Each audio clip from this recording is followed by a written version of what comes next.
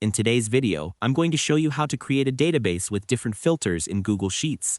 Whether you're managing large amounts of data, analyzing sales reports, or just want a cleaner way to focus on specific information, this simple step-by-step guide will walk you through everything you need to know. First, open Google Sheets and navigate to the sheet containing your data.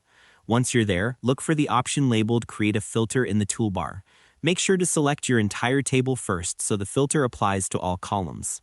Once you click it, you'll notice a small filter icon next to each column header. These are your keys to quickly sorting and filtering your data without changing the original dataset. Next, click on the filter icon in the column you want to filter first.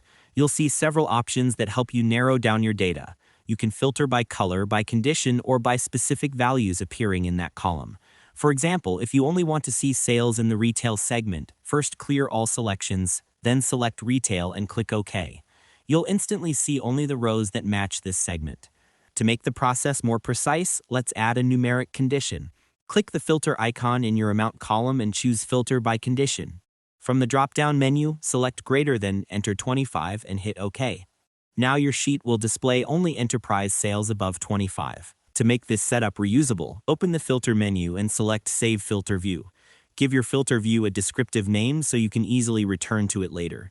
You can also sort the data while in this filter view, for example. Click the ascending option in the amount column to organize the data from lowest to highest.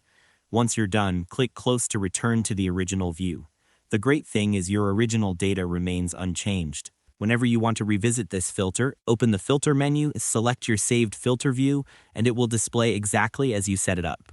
This way, you can create multiple filter views for different scenarios without ever disturbing your raw data. And that's all there is to it.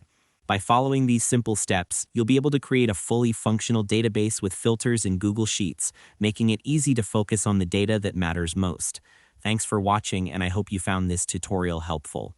If this helped you out, share it with others who might be facing the same challenge. Why not make someone's day easier?